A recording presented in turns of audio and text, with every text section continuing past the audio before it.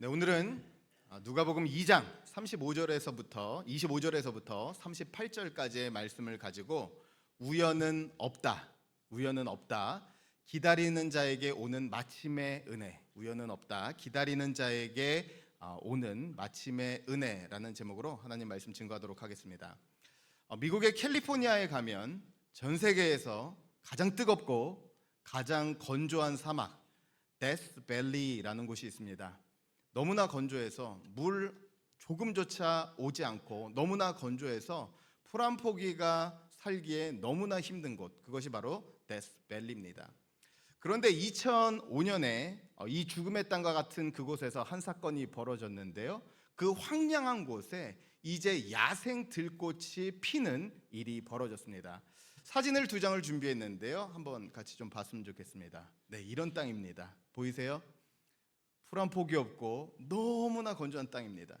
그런데 2005년에 어떤 일이 있었냐면 한번 보여주실까요? 저 땅이 이렇게 바뀌었어요. 이렇게 모든 야생 들풀이 살아나는 것을 보면서 슈퍼 블룸, 완전히 만개한 이 현상을 보면서 사람들이 깜짝 놀랐습니다. 그러면서 아니, 저곳에서 어떻게 풀이 피어나지? 아니, 어떻게 저기서 꽃이 필 수 있을까? 사람들이 연구를 해봤습니다. 그 이유가 무엇이었냐면 나중에 발견하기를 너무나 건조하고 풀 한 폭이 살 수 없을 것 같은 그 땅에서 언젠가 오래오래 전에 심겨진 씨앗들이 있었어요. 그런데 물도 없고 어떠한 습기도 없어서 뿌리를 내릴 수도 없는 그 가운데서 끊임없이 오랜 시간을 기다리고 또 기다리고 또 기다린 겁니다. 그런데 어느 한날 딱 싹을 틔울 수 있을 정도의 조금의 물이 흘러나오자 한꺼번에 다 같이 기다렸다는 듯이 피어나게 되었다는 거예요. 단순한 꽃핌이 아니라 기다림의 결과이자 기다림 이후에 어떤 일이 있는지를 보여주는 사건입니다. 오늘 우리가 같이 읽었던 누가복음의 상황이 가장 흡사한 상황입니다. 이 말씀을 보게 되면요, 누가복음 2장의 상황은 완전히 절망, 앞이 보이지 않는 완전한 패배적인 상황입니다. 하나님을 찾고 하나님을 믿었는데, 하나님의 이름을 불렀는데 다스리는 사람들은 로마 사람이에요. 하나님께서 사람을 보내주시고 말씀을 지금까지는 들려주셨는데 하나님께서 침묵하신 지가 400년이나 지났습니다. 사람들에게 소망이 희미해져가고 더 이상 붙잡을 수 없는 상황이었다는 사실입니다. 그런데 오늘 말씀을 보니까 놀랍게도 한 사람을 소개합니다. 그의 이름은 시므온이었어요. 시므온, 이 사람은 한 가지 말씀을 그의 삶 가운데 받게 됩니다. 내가 사는 날 동안에 예수 그리스도를 보기 전에는 죽지 아니하리라. 언젠진 몰라요. 어떤 날인진 모릅니다. 그런데 예수라는 어떠한 사람을 만나기 전까지는 죽지 않을 것이라는 그 약속을 받고 기다리기 시작합니다. 그러면서 그가 붙잡았던 말씀, 이사야서 66장 13절 말씀, 어머니가 자녀를 위로하듯이 내가 너희를 반드시 위로하리라. 그 말씀을 붙잡았어요. 그러면서 하루 365일 같은 날이 지나고 반복적으로 지나고 상황이 바뀌는 것이 하나도 없는데 그는 기다리게 됩니다. 그런데 놀라운 것은 그 기다림의 끝에서 하나님의 위로를 느낌으로 경험한 것이 아니라 위로를 보게 됩니다. 위로를 직접 봐요. 예수 그리스도에 태어나셔서 자기 성전 안에 오시는 그 주님을 직접 만나 뵌 사람, 그것이 바로 시므온의 이야기라는 것입니다. 그래서 성도님들 잊지 마십시오. 기다림은 하나님의 일하심의 방식입니다. 하나님은 기다림을 통해서 일하십니다. 그리고 하나님께서는 기다림 이후에 약속한 것을 우리의 삶 가운데 이루시는 주님이십니다. 저는 성도님들에게 올 연말을 향해서 달려가면서 또 내년 한 해를 맞이하기 전에 올 한 해도 열심히 기다렸지만 바뀌지 않고 변화되지 않고 내 삶 가운데 기대하고 있는 바가 점점점 옅어지고 있다면 오늘 말씀을 통해서 다시 한번 기다릴 수 있는 은혜가 있기를 바랍니다. 그 기다림이 응답되는 자리까지 끝까지 갈 수 있는 축복이 있기를 바랍니다. 그래서 오늘 말씀을 통해서 우리는 결단해야 돼요. 하나님, 끝까지 기다리게 하시고 끝까지 견디게 하여 주옵소서. 기다린 자에게 이루시는 하나님의 역사를 내 삶 가운데 보게 하여 주옵소서. 그곳을 향해 가야 돼요. 오늘 말씀은 우리가 어떻게 기다릴 수 있는지를 제시합니다. 먼저 첫 번째로 오늘 말씀은 우리에게 이렇게 이야기합니다. 버티지 말고 성령으로 기다리라는 것입니다. 같이 고백할까요? 시작. 버티지 말고, 한 번만 더요. 시작. 버티지 말고 성령으로 기다리라. 오늘 말씀을 보면 이 시므온이라는 사람이 자기 삶의 어느 한 순간인가 약속의 말씀을 받습니다. 내가 예수를 보게 될 것이다. 언젠지, 몇 년 부근인지, 아침인지 저녁인지, 내 인생의 말년인지 언젠지 알려주지 않아요. 그냥 만나고 보게 될 것이다. 그 말씀을 붙잡고 삽니다. 그래서 이 시므온이라는 사람을 딱 한 단어로 정리한다면 기다림의 사람, 기다리는 사람이었어요. 그런데 성경 말씀을 보니까 이 사람은 단순히 그냥 기다린 게 아닙니다. 말씀인데요, 오늘 말씀 한번 같이 25절 말씀을 봤으면 좋겠는데요, 이렇게 나와 있습니다. 25절입니다. 예루살렘에 시므온이라 하는 사람이 있으니 이 사람은 의롭고 경건하여 이스라엘의 위로를 어떤 사람이라고요? 기다리는 자라. 한번 따라할까요? 기다리는 자라. 여기서 말하는 기다림이라는 것은요, 우리가 버스 정류장에서 버스를 기다릴 때 앉아 있습니다. 하염없이 시간이 흘러가면서 그냥 그 기다림의 시간들을 지나며 흘려보내는 그러한 기다림이 아닙니다. 여기서 말하는 기다렸다는 의미는 무엇이냐? 마치 이런 상황이에요.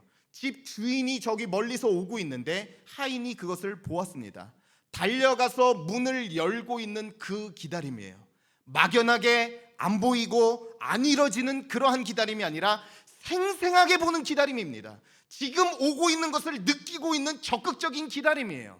그렇기 때문에 바로 이 기다림을 가지고 시므온이 기다렸다는 사실입니다. 그러나 성도님들과 저 자신 역시 알고 있습니다. 기다림은 힘듭니다. 기다림은 지칩니다. 기다림의 기간 동안 내가 할 수 있는 게 없어요. 내가 통제할 수 있는 것이 없습니다. 그래서 무기력이 찾아옵니다. 또 기다림의 끝을 알 수가 없기 때문에 조금씩 소진되고 지쳐갑니다. 그래서 우리 모두는 기다림이 힘들다, 기다림은 지친다, 그것들을 알고 있어요. 그런데 말씀은 지속적으로 얘기해요. 그의 기다림은 살아있고 보는 기다림이었고 이미 오고 있는 것을 누리고 있는 기다림이었다, 그렇게 이야기한다는 것입니다. 그러면 어떻게 오늘 말씀에 나와 있는 시므온은 그렇게 기다렸는가?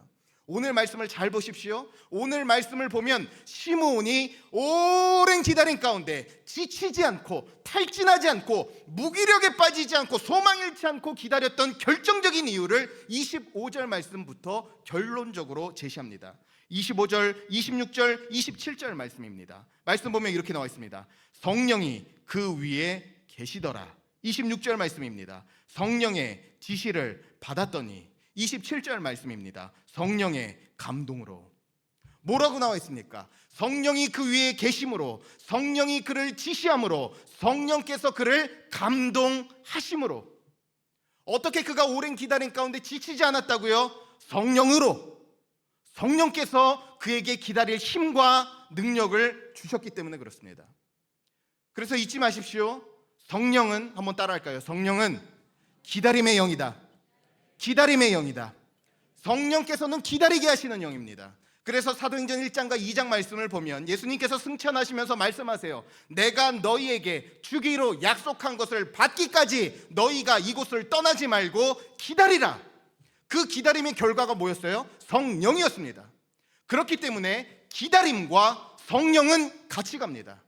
기다리기 위해서는 성령이 필요하고 성령께서 기다릴 수 있도록 도우신다는 사실입니다. 우리 삶 가운데서도 왜 조급하고 왜 자꾸만 내 삶 가운데 탈진하는가? 내가 그 상황 가운데 버티기 때문에 그렇습니다. 내 힘으로 견뎌야 된다고 생각해서 그래요. 그렇지 않아요. 우리가 견딜 수 있고 우리가 그 상황들을 인내함으로 지날 수 있는 것은 성령께서 붙잡아 주셔야, 성령께서 기다릴 수 있는 힘을 주셔야 그 과정을 기대와 인내로 지나가게 되는 줄로 믿습니다. 그래서 성경 말씀은요, 우리 삶 가운데 순서를 바로 하라고 선언합니다. 골로새서 1장 11절 말씀이에요. 이 말씀을 가슴에 꼭 담아 두십시오. 너무 중요한 말씀입니다. 같이 한번 볼까요? 시작. 힘을 따라 모든 능력으로 능하게 하시며 기쁨으로 견딤과. 우리는 뭐라고 얘기합니까? 우리는 이렇게 생각해요. 모든 견딤과 오래 참음에 이르게 하시고, 잘 견뎌야 돼, 더 잘 견뎌야 돼, 더 인내해야 돼, 이렇게 생각하는데요, 이 말씀 구절 앞에 뭐라고 나와 있습니까? 참는 것 이전에 능하게 하시며. 한번 따라할까요? 능하게 하시며. 성령께서 능하게 하셔야 돼요. 능력을 주셔야 됩니다. 부어 주셔야 됩니다. 희미해져가고 붙잡을 수 없는 소망 가운데 반듯하게 볼 수 있도록, 선명하도록 보게 하시고 견딜 수 있는 힘을 주셔야 우리가 끝까지 기다릴 수 있는 줄로 믿습니다. 그래서 우리 교회에서 오랫동안 또 함께 선교를 해왔고 또 사역했던 그 이 미얀마 선교의 선구자라고 불리는 미국 선교사 아드니람 저드슨이라는 선교사가 있었습니다. 이 선교사가요, 그 미얀마에 파송돼서 열심히 사역을 했는데요, 6년 동안 열심히 전도하고 열심히 사람들에게 믿으라고 선교했는데요, 단 한 명의 회심자도 없이 6년을 허비했습니다.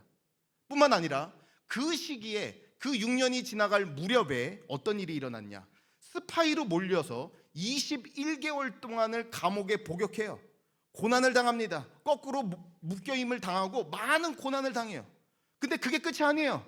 그 시기쯤에서 사랑하는 딸과 아내가 풍토병으로 세상을 떠납니다. 자, 어떤 상황입니까? 자신은 감옥에 있다 나왔고 지금 자신의 아내와 딸은 세상을 떠났습니다. 근데 더 충격적이게도 그때 자기가 속해 있던 미국 본부로부터 편지가 옵니다. 뭐라고 왔는가? 이런 편지가 왔어요. 미얀마 선교의 앞으로의 전망과 희망이 있는가? 6년 동안 한 명의 회심자도 없었고 자신은 감옥에 갇혀왔고 아내는 세상 떠나고 자녀도 떠난 상황에서 미얀마 선교의 희망이 있는가? 그때 이 저드슨 선교사가 선교 역사에 남는 유명한 편지를 남깁니다. 뭐라고 남기느냐? 선교의 희망이요, 미얀마 선교의 앞날이요, 하나님의 말씀만큼이나 밝습니다. 하나님의 말씀만큼이나 밝습니다. 밝습니까? 안 보여요. 견딜 힘도 없어요. 자기는 지금 짐 싸서 미국 가야 되는 것 같은 상황이에요. 그런데 뭐라고 고백합니까? 그 선교요, 앞날이 주님의 말씀만큼이나 밝습니다. 왜 그렇습니까? 그 선교 아직 이루어지지 않았지만 성령께서 보게 하셨기 때문입니다. 그 선교 지금 그곳까지 갈 힘이 없지만 성령께서 그곳까지 갈 힘을 주셨기 때문에 밝다고 말하는 것입니다. 성도님들께 묻고 싶습니다. 성도님들의 2026년과 성도님들의 2027년은 어떻습니까? 말씀만큼 밝습니까? 말씀만큼 밝으십니까? 말씀만큼 밝으십니까? 우리 모두가 이 성령의 붙드심으로 말미암아 주님, 이루어지고 있는 일, 아직 이루지 못한 일, 아직 받지 못한 일이지만 성령께서 보게 하시고 감당할 힘을 주셔서 말씀만큼 밝습니다, 이 고백 가지고 가게 하여 주시옵소서. 우리 모두의 고백이 될 수 있기를 주님의 이름으로 축원합니다. 우리가 그 말씀의 능력으로 살아야 돼요. 다음으로 말씀은 또한 우리에게 이렇게 이야기합니다. 떠나지 않는 거룩한 영적인 붙박이가 되라는 것입니다. 같이 한번 고백할까요? 떠나지 않는 거룩한 붙박이가 되라. 거룩한 붙박이가 되라는 거예요. 오늘 말씀을 보면 전반부에는 시므온이라는 사람이 나오고 그 뒤에는 또한 오랫동안 기다렸던 안나라는 한 여인이 등장하게 됩니다. 이 안나는 과부였어요. 결혼한 지 7년 만에 남편이 세상을 떠났고 84년 이상을 혼자 과부로 살고 있는 그런 사람이었습니다.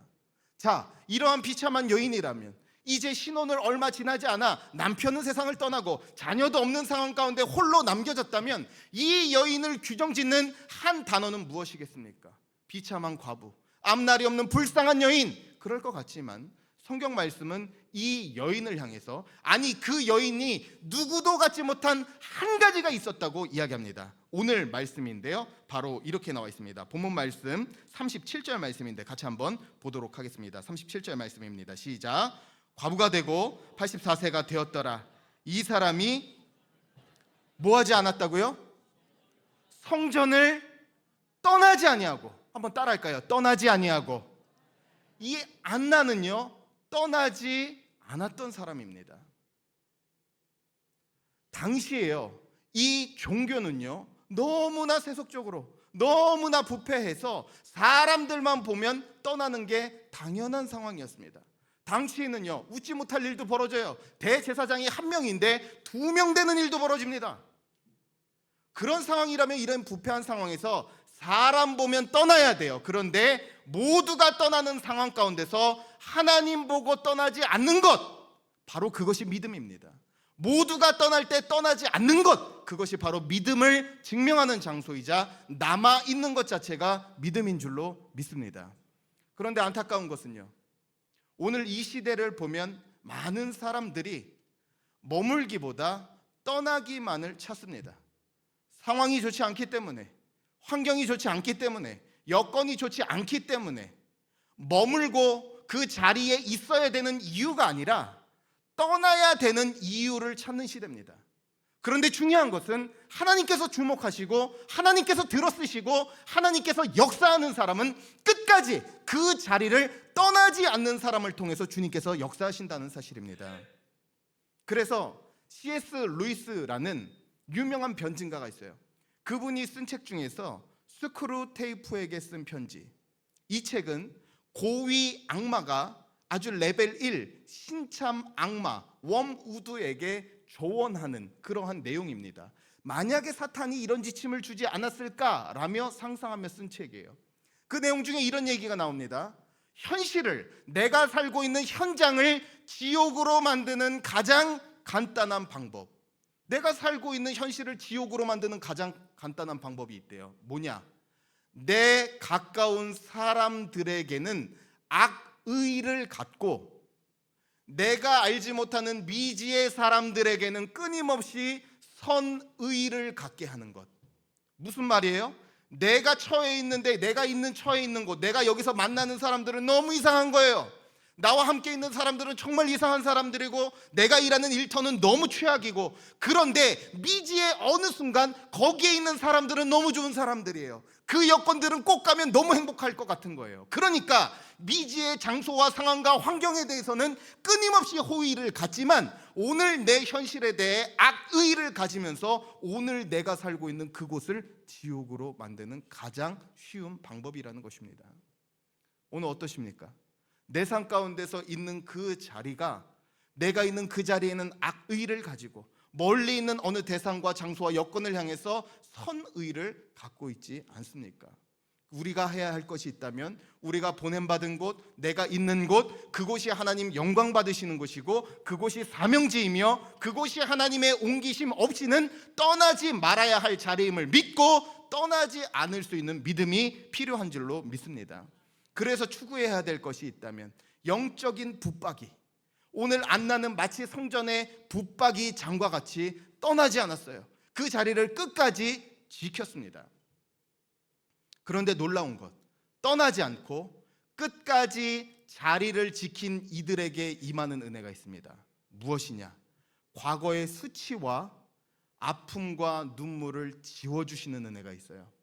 끝까지 그 자리를 지킬 때요, 내 과거의 수치, 내 과거의 실패, 내 과거의 아픔들을 지워주시고 반전시키는 하나님의 은혜가 자리 지킨 이들에게 임하게 된다는 사실입니다. 믿으십니까?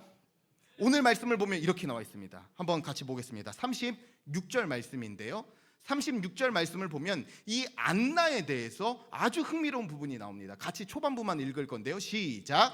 또 아셀지파 바누엘의 딸 안나라 하는 선지자가 있어. 여기 한번 보십시오. 여기 펜이 있으면 줄을 한번 쳐보십시오. 아셀지파, 무슨 지파라고요? 아셀지파래요. 우리 성도님들 아셀지파 말하면 잘 모르실 겁니다. 무슨 지파야? 그런 지파 있었나? 제가 알려드리겠습니다. 기억 못하시는 게 너무나 분명해요. 왜요? 이 지파는요, 사사기 5장에서 이제 하나님의 거룩한 전쟁을 참여해야 되는데 그 자리를 떠납니다. 그 전쟁에 참여하지 않아요. 그 자리를 끝까지 지키지 않아요. 그 결과 아셀 지파가 북이스라엘이 멸망할 때 같이 망합니다. 자리를 떠남으로 망하여 명맥이 있는지도 없는지도 모르는 지파가 아셀 지파였어요. 그런데 오늘 말씀을 보니까 안나가 무슨 지파예요? 아셀 지파입니다. 성경은 우리에게 묻고 있는 겁니다. 보라, 그 과거에 실패했고 그 과거에 떠났고 그 과거에 하나님의 일에 충실하지 못함으로 말미암아 멸망했던 아셀 지파의 한 여인이 어떻게 하는가 보라. 말씀은 도전해요. 그런데 놀랍게도 어떻게 합니까? 떠나지 않아요. 떠나지 않아요. 그 조상들은 떠났습니다. 그 조상들은 떠나서 과거와 수치와 같은 실수를 반복했는데 안나는 떠나지 않아요. 그럴 때 무슨 일이 벌어집니까? 아셀 지파, 이름조차 기억되지 않는 그 지파가 예수 그리스도의 탄생을 목도하고 전하는 지파로 쓰임받았다는 사실입니다. 우리 삶이 그래요. 우리가 하나님께서 맡겨주신 그 자리, 눈물의 자리인 것 같아요. 아픔과 실패의 자리인 것 같아요. 그러나 우리가 끝까지 그 자리를 지킬 때 하나님께서 과거의 수치와 눈물과 아픔을 지워주시는 반전의 자리로 하나님께서 반드시 인도해 주신다는 사실입니다. 그래서 우리가 삶의 자리에서 또 다른 아셀 지파의 안나로 살아가도록 말씀은 초대합니다. 그 삶의 자리에서 아셀 지파의 안나가 될 수 있는지, 떠나지 않을 수 있는지, 한 번 더 그 자리를 지킬 수 있는지 묻고 있다는 사실입니다. 오늘 이번 한 주를 살 때 주님께 보냄받은, 주님께서 콕 집어 지명하신 그 자리 가운데 떠나지 않을 수 있는 은혜가 있기를 바랍니다. 말씀의 자리를 떠나지 않고, 기도의 자리를 떠나지 않고, 생업의 자리 가운데 맡겨주신 그 자리를 쉬이 떠나지 않고 자리를 지킬 때 하나님께서 떠나지 않는 그 사람을 통해 역사하시며 과거의 수치와 눈물과 아픔을 뒤엎는 반전의 삶으로 반드시 펼쳐주실 줄로 믿습니다. 말씀은 마지막으로 우리에게 이렇게 도전합니다. 기다리는 자, 끝까지 기다린 자에게 임하는 한 가지 은혜, 무엇이냐? 바로 예비된 마침의 은혜가 있다는 것입니다. 한번 같이 읽어볼까요? 시작. 무슨 은혜가 있어요? 마침의 은혜가 있어요. 오늘 말씀을 보면 기다린 두 명이 나옵니다. 시므온과 안나, 둘 다 기다렸어요. 그런데 놀라운 것은 이 기다린 사람들 모두가 경험한 것이 있는데 한번 따라할까요? 하나님의 마침내. 하나님의 마침내 이루시는 역사, 하나님의 마침내 열어주시는 그 일을 그들이 경험하게 됩니다. 오늘 말씀 27절과 38절에 동그라미를 쳤으면 좋겠는데요, 이렇게 나옵니다. 27절 말씀이에요. 성령의 감동으로 성전에 들어가매 뭐라고요? 마침, 때마침 일어났어요. 또 오늘 말씀인데요, 38절 말씀입니다. 같이 한번 읽어볼까요? 마침 이때에 나와서. 무슨 말입니까? 둘 다 기다린 사람이었는데 어떤 역사가 일어나고 있어요? 기다린 사람들에게 마침, 때마침, 원어적으로 더 정확하게 번역하면 바로 그 정확한 시간에 라는 뜻입니다. 무슨 일이냐면 기다린 그 사람에게 마치 자로 잰 듯한 일들이 일어나게 되는데, 아기 예수님을 요셉과 마리아가 품고 오고 있는데 때마침 기다렸던 시므온이 보게 되고 만나게 되고 찬양하게 되고, 그 장면을 때마침 기다렸던 안나가 보게 되었다는 사실입니다. 우연이 아니에요. 우연이 아닙니다. 하나님께서 창세 전부터 정밀하게 세밀하게 조율하시고 조정하신 결과입니다. 그래서 잊지 마십시오. 기다린 자에게 우연은 없습니다. 기다린 자에게 우연은 없어요. 기다린 자에겐 필연이 있습니다. 하나님의 마침내만 있는 줄로 믿습니다. 오늘 이 자리에도 앉아 계신데요, 최근 우리 교회에 등록하신 한 성도님이 계십니다. 그분이 우리 교회로 오시게 됐는데 어떻게 오시게 되냐고 한번 여쭤봤어요. 어떻게 오셨어요? 그랬더니 하시는 얘기가, 하루는요 자기 어머니 댁에 가서 열심히 페인트 칠을 하고 있었대요. 이렇게 허리 숙여서 페인트 칠 열심히 하고 있는데요, 그냥 잠깐 허리 너무 힘들어, 허리 펴야지 하고 이렇게 펼친 거예요. 허리를 페인트 칠하다가 허리를 한번 폈어요. 그런데 허리를 편 그 순간에 자기 집 얼마 보이지 않는 거기서 누가 코너를 돌고 가려고 했대요. 근데 그 사람이 마스크를 쓰고 있어서 누군지 정확한지 아닌지는 모르겠는데 왠지 자기하고 10여 년 전에 함께 일했던 사람인 것 같았대요. 그래서 그 순간에 누구누구씨 불렀더니 그분이 맞았던 거예요. 그래가지고 얘기를 하면서 어머 너무 반가워요, 그동안 잘 지냈어요, 10년 동안 뭐 했어요, 그런데 교회는 다니세요. 그러면서 그분이 그 얘기를 하다가 우리 교회를 오게 된 겁니다. 뭐 때문에 오게 된 거예요? 그냥 잠시 허리 한번 펴다가 온 거예요. 여러분, 일할 때 허리를 펴십시오. 허리를 펴세요. 허리를 필 때 이런 일들이 일어나는 거예요. 잠깐 허리 펴고 페인트 칠하다가 그 잠깐의 시간 가운데 하나님께서 창세전부터 미세 조정한 역사, 코너를 돌고 이름조차 까먹었을 수도 있는데 긴가민가 할 때 말할까 말까 고민할 때 말하게 되고 만나게 되고 교회로 인도함 받은 줄로 믿습니다. 하나님의 역사예요. 그렇기 때문에 우리가 걸어가는 발걸음 가운데 우연은 없습니다.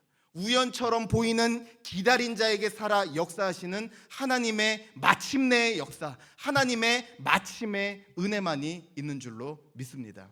그래서 성도님들, 올 한 해를 이제 마무리하는 시점 가운데서 모든 것 기대하고 바랬던 것이 어그러지고 내 희망과 소망이 흐릿해지는 순간 가운데 있다면 잊지 마십시오. 기다린 자에게, 끝까지 인내한 자에게 하나님의 마침, 하나님께서 마침내 이루시고 보게 하시며 하나님께서 그 이전부터 섭리하신 그 역사의 결과가 반드시 우리 삶 가운데 임하게 될 줄로 믿습니다.